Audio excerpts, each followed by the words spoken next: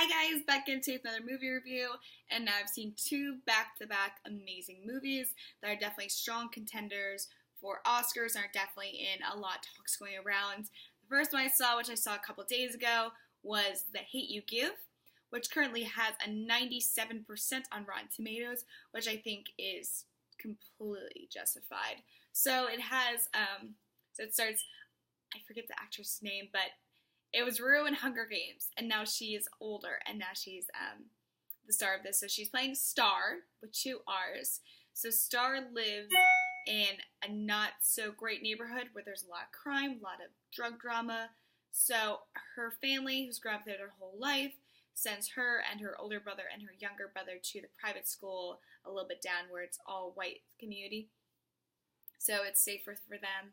So Star is bright and smart, but she says there's two stars. She has her home star, and then she has her school star. So they're two different personalities, but she has almost like abandoned her people that she's grown up with because now she's at this new school and it's a different life.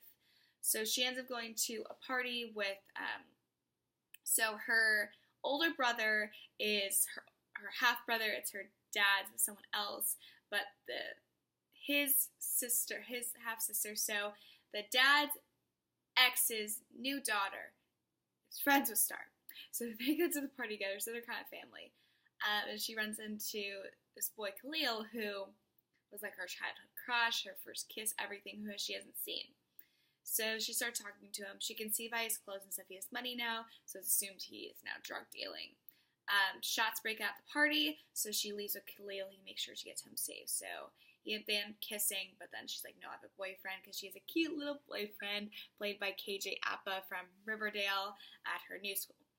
Anyway, they get pulled over because he does not use his signal when changing lanes.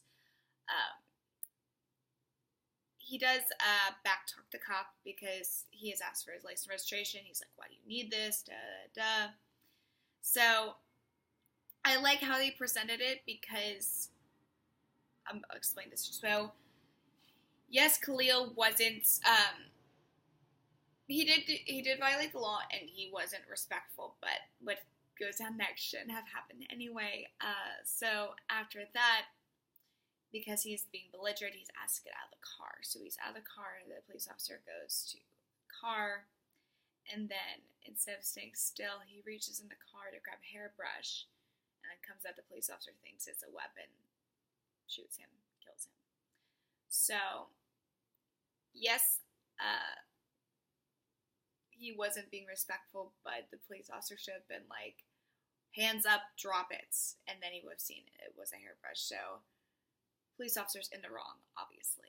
So Star's very upset about this, and she's the only witness, so she's pressured to testify because the police officer's only put on desk duty. He's not fired, not suspended, anything.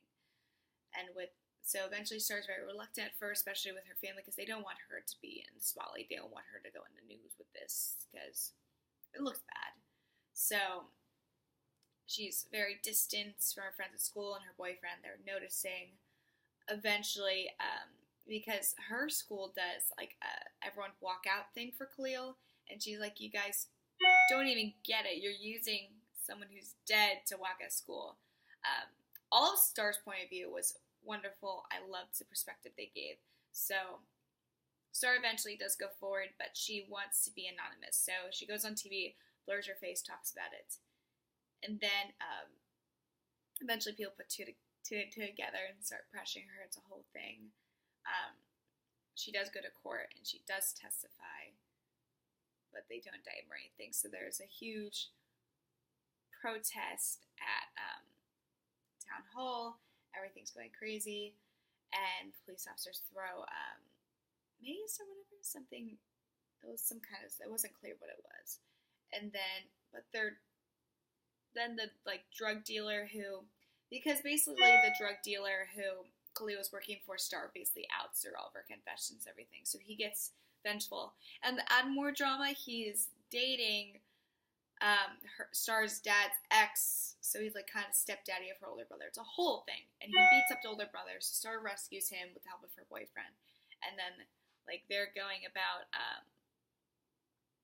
they're going about the protest, everything. She tells her boyfriend to go, like, be safe, take out, because when she rescues her brother, she also rescues the sister and the younger sister, so, like, the half-siblings of her brother. It's a whole thing, so they get rescued, and then, so the boyfriend gets them to safety, and then they're involved in protests, and then Star speaks her mind and stands in front of everyone full of confidence, but then they rush out to her dad's store for safety and to get milk on for the mace, I think it was.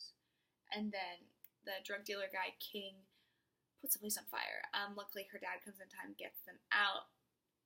And then here is the weird thing. So then they're going back and forth, the dad and the drug dealer, like, you tried to kill my kids, you burned down my store. And then he pulls out his gun at King. And then, well, he goes to pull his gun, and the gun's not there because Star's younger brother, who's like less than 10 years old, has the gun, and the police come and put their guns towards this child. And Star's like, when is this gonna stop? So then, boy puts down gun, police put down gun. All is good? Yeah.